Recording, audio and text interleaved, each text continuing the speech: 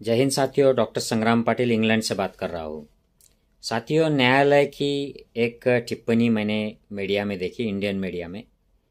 न्यायालय ने रामदेव जो है, जो योगा का टीचर कहलाता है और सबसे बड़ी उनकी पहचान तो ये है कि ये एक बिजनेसमैन है जो आयुर्वेद के प्रोडक्ट्स या कोई घरेलू प्रोडक्ट्स जो है ग्रोसरी के, इनका व्यापार करता है। तो इसके बारे में न्यायालय ने कहा है, उनको जो जजमेंट दिया है उसमें 3 चीज़ें कही गई है साथियों। एक तो न्यायालय ने स्पष्ट रूप से कहा है कि रामदेव लोगों को, भारतीय लोगों को गुमराह न करे।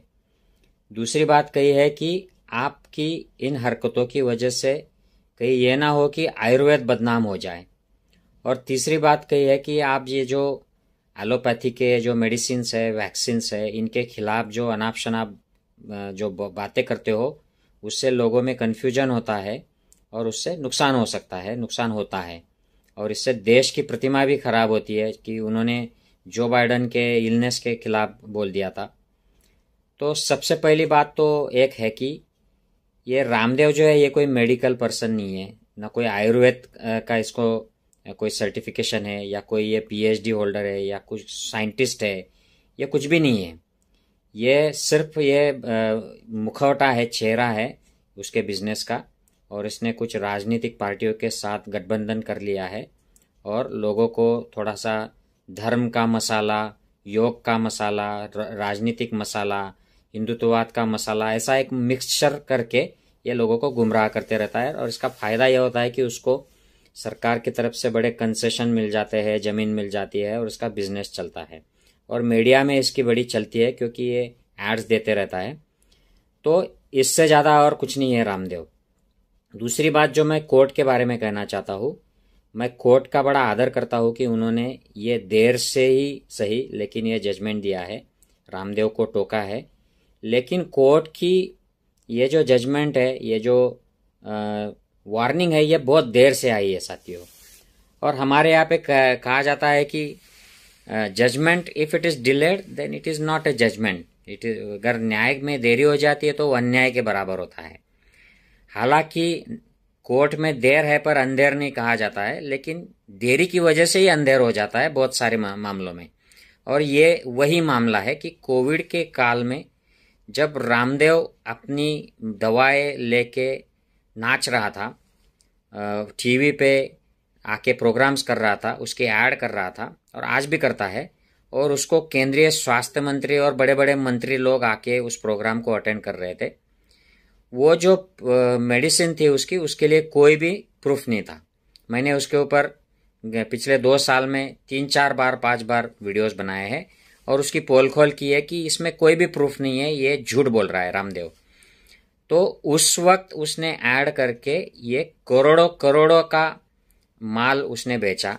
यहाँ तक कि ये यहाँ पर इंग्लैंड में भी ये लंदन के शहर में बेचा जा रहा था। ये यहाँ पे सीज करके बर्मिंघम यूनिवर्सिटी में उसके ऊपर स्टडी किया गया और हमारे भारतीय मूल के डॉक्टर उसमें रिसर्च में थे। उन्होंने ये साबित किया कि रामदेव की ये जो मेडिसिन कोरोना में क्लेम किया जा रहा है, ये कोरोना में कुछ भी असरदार नहीं है। वो जो क्लेम कर रहा है कि इससे इम्यूनिटी बढ़ेगी, जैसा उसको अप्रूवल दिया गया था कि ये इम्यूनिटी की मेडिसिन है, कोरोना की नहीं है, तो उससे इम्यूनिटी भी नहीं बढ़ती है, उसका कोई रिलेशन नहीं है। ऐसा बर्मिंघम यूनिवर्सिटी ने रिसर्च करके प्रूव किया था। ये बीबीसी में बहुत बड़ी न्यूज़ हो गई थी। मतलब हमारे यहाँ की जो मेडिसिन अप्रूव करने वाली जो एजेंसियां है, ये भी ठीक से नहीं जांच करती है और ऐसे ही जांच कर उसको अप्रूवल दे देती है। तो इनमें क्या चलता क्या है, लेन देन का व्यवहार, ये बड़ी देखने वाली बात होगी।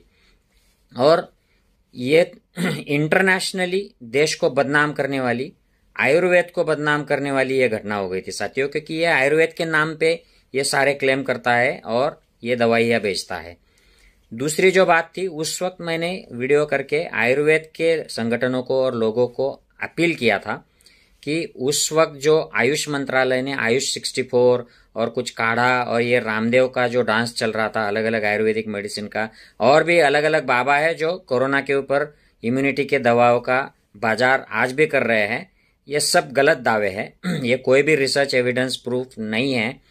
ऐसा इम्यूनिटी बढ़ाने वाला ऐसा कोई मेडिसिन नहीं होता है। एक मेडिसिन से इम्यूनिटी बढ़ती नहीं है, ये गलत दावे है। और कोरोना में इनका कोई भी यूटिलिटी का कोई भी प्रूफ दुनिया भर में साबित नहीं हुआ है। ये चाहे कि कुछ भी बोले, हमारे पास डेटा है, हमारे पास क्लिनिकल ट्रायल है, लेकिन ये किसी भी जर्नल में पब्लिश नहीं हुए हैं, अच्छे जर्नल में। ये सिर्फ उनके ही वेबसाइट्स पे मिलेंगे या उनके प्रोग्राम्स में ये लोग बाबा लोग दावे करते हैं, वादे करते हैं लोगों को कि वो जड़ से मिट जाएंगे और इम्यूनिटी बढ़ जाएगी। तो मैंने उस वक्त भी 1 या 1.5 साल पहले आयुर्वेद के डॉक्टर्स को, संगठनों को अपील किया था कि अरे भाई आप सामने आओ और इनके खिलाफ बोलो।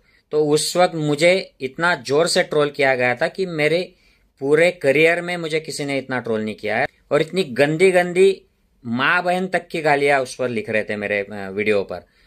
मतलब मैं I was surprise, I was shock कि ऐसा भी कुछ होता है। तो बाद में मुझे ध्यान में आया कि ये आयुर्वेदा के डॉक्टर नहीं है, ये तो बीजेपी आईटी सेल उन्होंने मुझे मेरे पीछे लगा दिया था, कोई बीजेपी के लोगों ने, और वो मुझे गालियां दे रहे थे।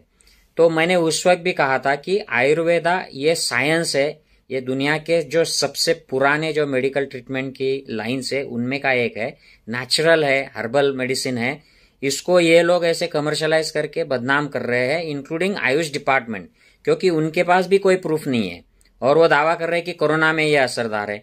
कोरोना तो नई बीमारी है भाई, दुनिया में पहली बार आई है, आपने कैसे रिसर्च कर ली? हम यही बात बोल रहे थे कि आप इनको रोको, रिसर्च के प्रोडक्ट्स निकालो। आपको बहुत अच्छी अपॉर्चुनिटी है आयुर्वेदा के लोगों को कि कोरोना में, लॉन्ग कोविड में और जो भी सिम्टम्स आते हैं इसमें आपकी दवा प्रूव करो, छोटे छोटे स्टडी करो कम खर्चे वाले, और उसमें प्रूव करो कि देखो ये प्रिवेंट करता है, प्रोटेक्ट करता है, बीमारी को रोकता है। आईसीयू में स्टडी करो, इतने आईसीयू के पेशेंट थे, हम लोग बोल रहे थे। लॉन्ग कोविड में स्टडी करो, लेकिन कोई भी इंटरनेशनली रिनॉन जर्नल में ऐसे स्टडीज पब्लिश नहीं हो पाए, क्योंकि ये अपॉर्चुनिटी हमने मिस कर दी। और इसकी वजह थी government of India, central government, जो हमको ऐसा स्वास्थ्य मंत्री मिला था और ऐसे लोग दावे करने वाले, हमारे प्रधानमंत्री भी ऐसे इस तरीके के दावे कर रहे थे कि जिससे आयुर्वेदा की बदनामी हो। और ये रामदेव जैसे जो बिजनेसमैन है, इन्होंने नफाखोरी करने वाले, इन्होंने तो आयुर्वेद की पूरी बदनामी दुनिया भर में कर दी। लेकिन उस वक्त इनको किसी ने नहीं रोका, और हम लोग जो आवाज उठा रहे थे हमको ट्रोल कर रहे थे लोग। तो ये दूसरी बात हो गई। और तीसरी बात जो है कि ये एलोपैथी के बारे में गलत गलत बोलता है। इसको अक्ल तो है नहीं एलोपैथी की, कुछ भी अक्ल नहीं है, क्योंकि एलोपैथी का डॉक्टर नहीं है। एलोपैथी के लोगों को भी, बहुत कम लोगों को रिसर्च एविडेंस समझता है। और उसमें रामदेव जो है, इसको कुछ भी उसका एविडेंस का नॉलेज नहीं है, साइंटिफिक रिसर्च क्या होता है कुछ नॉलेज नहीं है इसको। Microbiology, virology, pharmacology, clinical trials क्या समझता है इसको। और ये बातें करता है बड़ी बड़ी कि एलोपैथी में ऐसा है, वैक्सीन में ऐसा है। वैक्सीन का बेसिक भी नहीं समझता है इन लोगों को कि इसका 100% प्रोटेक्शन नहीं होता है, डिसीज को माइल्ड करता है, हॉस्पिटल एडमिशन और सीवियर डिसीज आईसीयू एडमिशन कम करता है। ये वैक्सीन बनाने वाले, ट्रायल करने वाले प्रूव कर रहे हैं। और ये क्या बता रहा है रामदेव हमको कि जो बाइडेन को वैक्सीन लेने के बाद भी कोविड हो गया। ये तो होगा, फ्लू का वैक्सीन लेने के बाद भी फ्लू होता है, टीबी का वैक्सीन लेने के बाद भी टीबी होता है, लेकिन वो वैक्सीन लेने के वजह से प्रोटेक्शन मिलता है, जानें बचती है। पोलियो इरेडिकेट हो गया, स्मॉल पॉक्स इरेडिकेट हो गया, डीपीटी वैक्सीन की वजह से काफी सारे टिटानस के मामले लगभग ना के बराबर हो गए अब। तो वैक्सीन की जो बेसिक जो प्रिंसिपल है ये समझती ही नहीं इन लोगों को, और इसके खिलाफ बोलते रहते हैं। तो ये इसकी वजह से, और रामदेव की तरह और कुछ थे खुद को डॉक्टर कहलाने वाले, वो भी ऐसे नाचते थे वीडियो बना बनाकर और बोलते थे कोरोना कुछ नहीं है, षड्यंत्र है, बस ये करो, कुछ मत करो, इसकी कोई जरूरत नहीं है, वैक्सीन मत लो। भारत में 50 लाख के आसपास लोग मर गए, ऐसा WHO कहती है। जो जमीनी जो हालात थे उसका अगर हम अंदाजा ले तो सही लगता है। और उसकी वजह एक भी थी कि ये जो गुमराह करने वाले, जो कंफ्यूजन फैलाने वाले जो लोग थे, रामदेव जैसे और भी कुछ, इन सारे लोगों ने लोगों में कंफ्यूजन पैदा कर दिया। गवर्नमेंट ने वैक्सीन ठीक से टाइम पर नहीं दिया, गवर्नमेंट जो थे अलग अलग, उनकी तैयारियां ठीक से नहीं हुई थी, तो इस सारी वजह से लोग मर गए। तो उसके लिए रामदेव जैसे लोग भी जिम्मेदार थे। तो मैं ये सुप्रीम जो कोर्ट है, इन्होंने जो निर्णय दिया है, वार्निंग दिया है रामदेव को, मैं शुक्रिया अदा करता हूँ। लेकिन फिर भी मैं कहना चाहता हूँ कि ये देर हो गई। अगर उसी वक्त रामदेव की दवा पर रोक लग जाती और उसको उसकी बोलती बंद करा दी जाती कोर्ट द्वारा, सरकार द्वारा, या जो एजेंसीज है अलग अलग उनके द्वारा, तो लोगों में कंफ्यूजन कम फैलता, तो कुछ ना कुछ लोग और बच पाते थे। तो ऐसी बातों पर कोर्ट ने जल्दी संज्ञान लेना चाहिए और इस पर जल्दी जल्दी रिजल्ट्स देने चाहिए, निर्णय लेने चाहिए। और ऐसे जो एंटी सोशल, एंटी साइंस जो तत्व है, एंटी हेल्थ जो तत्व है, इनको रोकना चाहिए कोर्ट ने। मैं आशा करता हूं दिस वीडियो मेक्स सेंस। अगर आप सहमत हो तो ये आपके ग्रुप्स में, आपके व्हाट्सएप सोशल मीडिया ग्रुप्स में शेयर कीजिए। जय हिंद साथियों।